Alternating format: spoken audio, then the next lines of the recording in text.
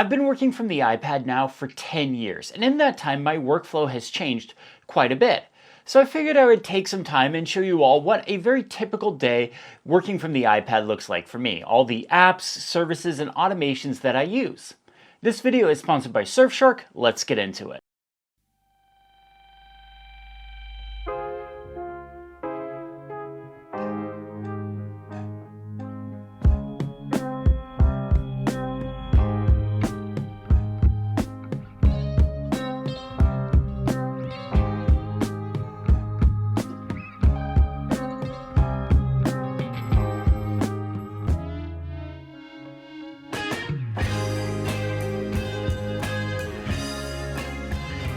The first thing I do every single morning is I sit down and go through my task manager and calendar. Today is a pretty well-rounded day. I actually have quite a bit going on. So I have a repeating task every day to go through my email. I found I was kind of ignoring my emails sometimes, and that's not good considering usually that's how I make money, is by doing ad deals and stuff that come to my inbox. So I created a repeating task to just kind of remind myself, hey, just do this, go through it, and you can check it off when it's done.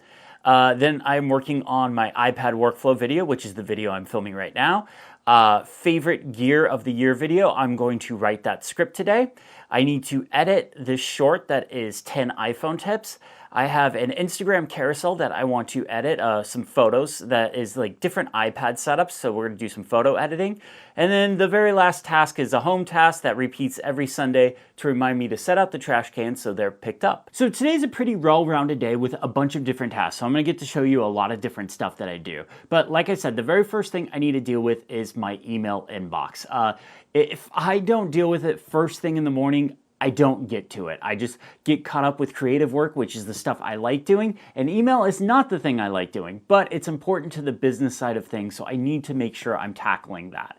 For email, I have just a standard IMAP email address. It's nothing special. I don't use Google Business or anything like that. So I just use the Apple Mail app, and I use SaneBox as a filtering service. SaneBox sits in between my email server and the basically Apple Mail. So as stuff comes in, it looks at it and gets filtered into different folders. I've talked about it before, so I won't rehash it all, but it's a really good service if you get a bunch of different email. The one thing that does bum me out is there are a lot of really cool new email apps on the market that do filtering built right into the app, but they're Gmail only or Google Business only. Like, you have to have a Google account. And I just have a standard email IMAP address, so I can't use those. Kind of a bummer. But I'm going to tackle my email inbox, so let's get to that.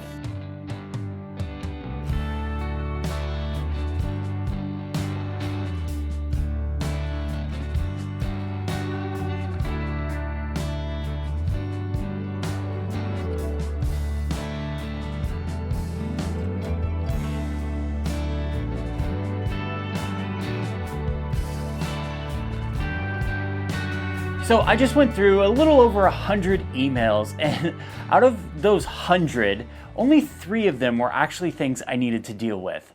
But one of the things I did deal with was signing a contract. And something I wanted to show you guys is kind of what I use Assistive AI for. I never, ever, ever use generative AI, meaning, you know, make me a photo or make me a video clip or something like that. But I do use Assistive AI for a few things. One of those things is going through contracts. Now, I absolutely, unequivocally read every single line in every single contract I have ever signed. But it is nice to have an extra set of eyes or something else to kind of go over those contracts. So right here, this summarized contract is my ChatGPT project, and we can come in here to edit instructions, and this is pretty much it. It's pretty straightforward, but it just tells it who I am. A lot of times in contracts, I am labeled the influencer, which I hate, but that is what it is. And it just goes through the contract and kind of tells it, hey, this is going to be a sponsored segment for a YouTube video. May include something about Instagram or TikTok. Give me a summary of the key points of the document. I need to know any dates and exclusivity. Look for any legal red flags. I need to know about posting dates, when I will be paid, and how much I will be paid. And it's kind of just like an extra set of eyes to look over a contract that I find pretty useful. This video is sponsored by Surshark. One thing I've been doing a lot more of with my iPad is working outside of the house, whether it's just going down to a coffee shop for a couple hours to work on a script, or if I'm traveling working out of a hotel room. And whenever I'm at one of these places, I always have Surshark on all of my devices I have with me. Surshark is a VPN service that keeps you and your data safe. And this isn't a, well, I have nothing to hide, so I have nothing to lose kind of thing. At places like coffee shops and hotels where you're connecting to these Wi-Fi networks that aren't yours, they can see your traffic and your data. And if those networks are ever compromised, and trust me, they do get compromised, the people that got into those networks can see that as well. And this isn't just some marketing line. When I worked in IT, we tested this theory one day. We put a bunch of devices on a network and we were able to snoop on them and see what their traffic and their data was. With Surshark, your data is routed to secure servers, so nobody can get access to your data. And my favorite part about Surshark is they use RAM-only servers, so they aren't keeping any logs of your data or traffic. But having a VPN isn't just about security. It can also be a handy tool for browsing the web. You can use it to see price discriminations based on regions, and you can see what content other streaming services have in their library as well. I use Surshark whenever I'm away from my home network. Go to surfshark.com/lolly or use code lolly at checkout to get an extra 4 months of Surshark VPN. My thanks to Surshark for sponsoring this video. So it is 8:45, so I've been at work for a little less than an hour now. I've gone through my task manager, calendar, tackled email, did my daily note. For an hour, that's pretty good. Normally my ADHD would have kicked in and I would have distracted myself with something by now, but that's actually not too bad. But it is time to get to the meat, the crux of my work, and for that, I usually go over to this desk.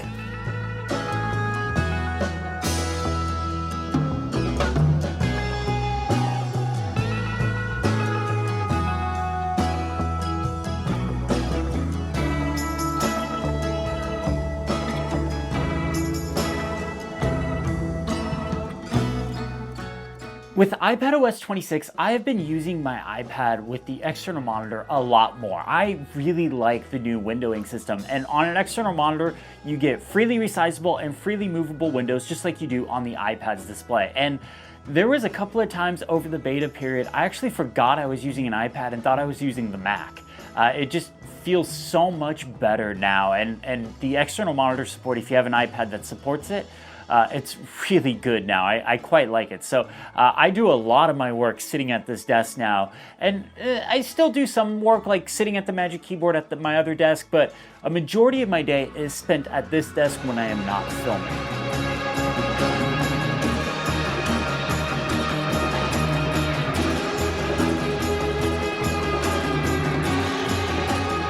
So right now I'm going to be working on my script for my favorite hardware of the year. This is the video I kind of do every year at the end of the year where I talk about like my favorite tech accessories, products, you know, physical hardware things that came out over the year. My goal for today is to at least nail down the outline. So the devices, the products that will be in the video, the key points that I would like to highlight on them. If I can get the whole script done, that's great, but I've got a lot of other tasks to do today, and I still have a few days to work on this video. So at the very least, I would like to get the outline nailed down. When I write scripts, I do everything in Obsidian, but I also use two other apps. You can see right here, I use the app Focus Friend still. This is a great app, and it kind of blew up on the App Store earlier this year. It's by Hank Green.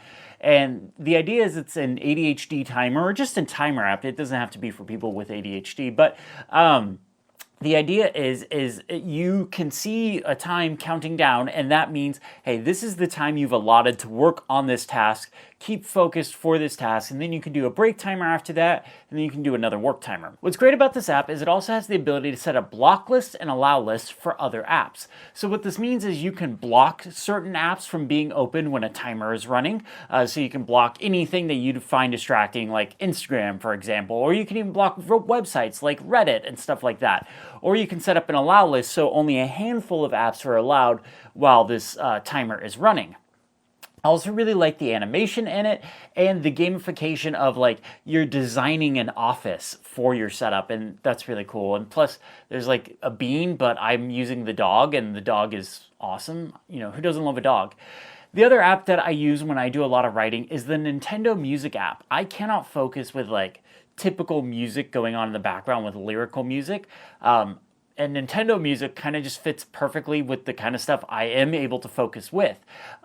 They recently added the ability to use the Animal Crossing music, but it syncs up with the time. So in Animal Crossing, they have a track for every single hour of the day. So a 7 a.m. track, an 8 a.m. track, a 9 a.m. track. So what they did is in the app itself, they have the ability to sync your tracks up with real time. Plus they have 3 different modes. They have the normal sunny day mode, they have a rainy day mode, and a snowy day mode. I'm gonna go for the rainy day because it's kind of rainy outside.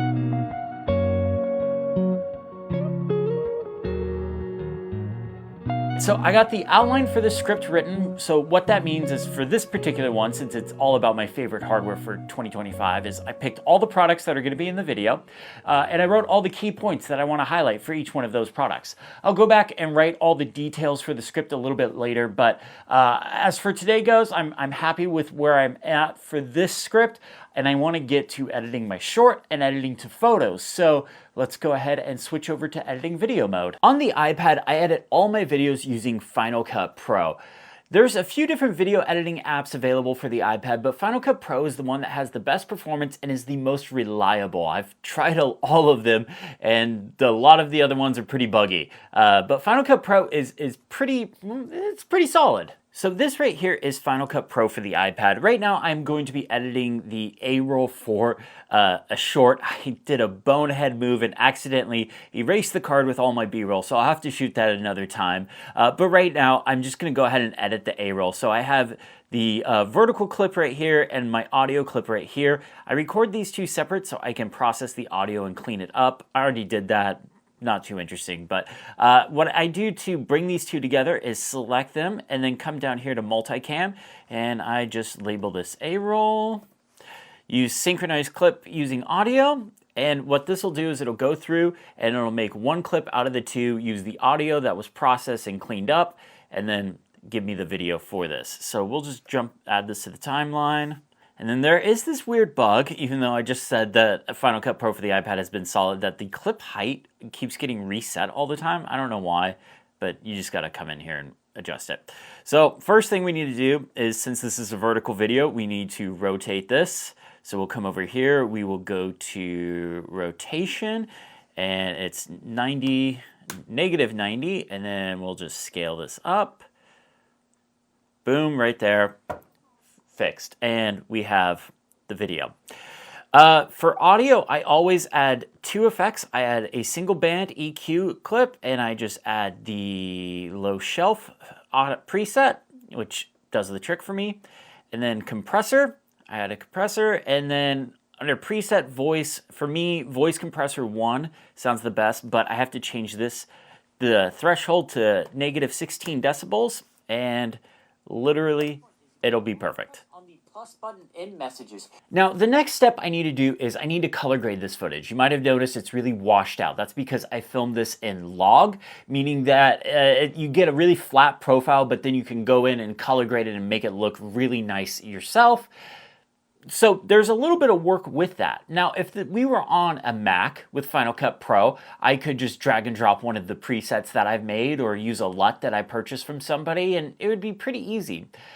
Where Final Cut Pro for the iPad really shows its stripped downness, which isn't a word, but I just went ahead and made that up, is that there is no ability for users to create presets for effects. So even though this is filmed in my studio and I have a preset for my studio for color grading, I can't use that here. I also can't use any plugins as well, despite the fact that plugins were announced alongside this app like 2 years ago. There is no plugin support right now. So this is where things get a little tricky. I went ahead and I've created a document in Obsidian with all the effects that I use and all the changes that I made in them. And this is where I'm really thankful SlideOver has returned in iPadOS 26.1. With iPadOS 26.1, SlideOver works a little differently. So what I'm going to do is I'm going to open up Obsidian here and I'll switch to my Final Cut editing notes. I have it just pinned right up here to the top. Then you can go to the stoplight controls and you can do Enter SlideOver, or under Window, Slide Over, you can select which side you want it to be on, and there's also the keyboard shortcuts of globe option left or right arrow that you can use. So I'm just going to go ahead and do globe option right arrow. Obsidian is now in the Slide Over window. You can tell with this glass window, and even if I click on Final Cut, making it the active app, so I'm clicking stuff in Final Cut, it is not it's not making it the forward app. It's not making it the foreground app. Obsidian is still pinned on top. So as you can see here in this note, I have all of the effects that I kind of use. These are like my template effects for various things. They have color grades, titles, audio stuff. Everything that I kind of like use and recycle throughout videos is in here, just because I want a consistent look. So with Final Cut Pro for the iPad, what I do is come into this effect page and come over here and hit this plus button and select color adjust. This is also in the effect panel, but that's on the right side, and I'm not going to mess with that right now because I have SlideOver covering that up. So I will come in here to color adjust, and basically all of these settings right here I make match over here. So we're going to do exposure 20, contrast 40, brightness 10. We're going to do -50 for the highlights.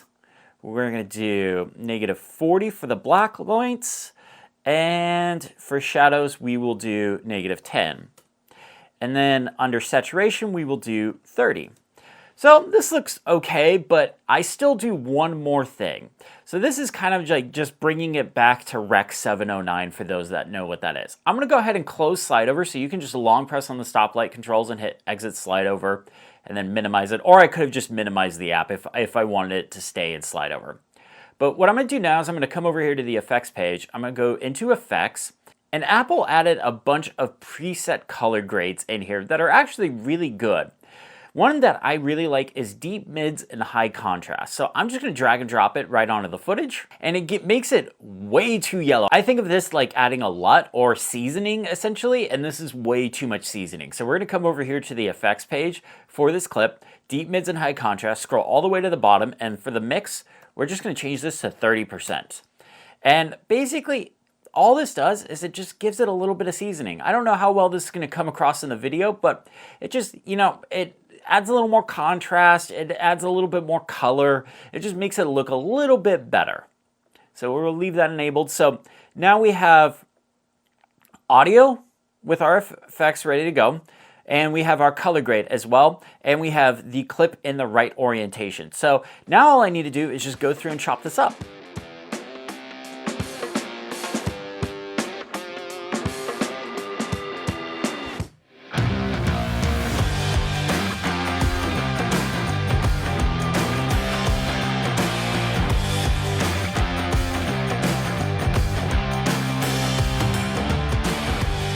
So I got the shorts A-roll all cut up. Like I said, I was kind of a bonehead and I accidentally formatted the card with all the B-roll on it for the short. It's been one of those days, but I will reshoot that later. It's not that big of a deal. It's a pretty easy short, so it's fine. But the last big task on my to-do list for the day is I need to edit some photos, and I do all of that in Lightroom on the iPad. There's a lot of good photo editing apps out there, but I just haven't ever found one that can quite replicate the output I get from Lightroom. Plus, a lot of its features like the ability to create masks, or you know what, you'll see.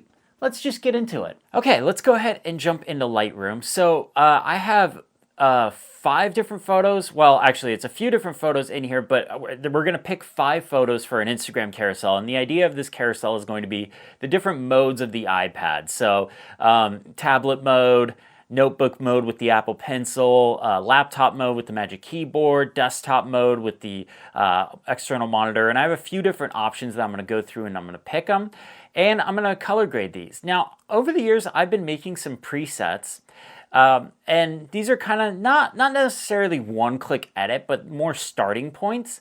But I actually don't think these are going to work for what I have in mind for this Instagram carousel. So I'm gonna be editing all of these by hand.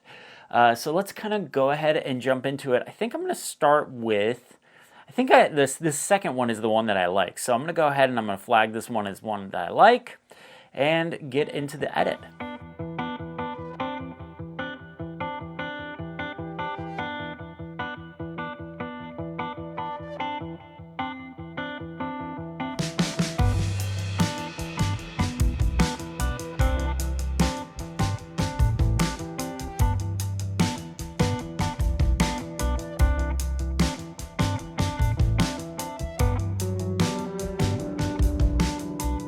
All right, so I got those 5 photos edited. I have them right here. I think they turned out pretty good. I'm pretty happy with them. So I'll post them on Instagram later this week, probably. If you'd like to follow me on Instagram, I'll put link in the description below. I post a lot of behind the scenes stuff on there if you want to check it out. I know this was kind of a little bit of a different video, but I got everything done on my task list I needed to do today. Plus I was able to film it and show you all kind of how I work from my iPad. If you like this style of video, let me know in the comments below. And I want to hear from you all. What kind of work do you do on your iPad? What does your workflow look like? Let me know in the comments below. My thanks to Surshark for sponsoring this video. If you liked the video, hit the thumbs up button, subscribe if you haven't already, and have a great day.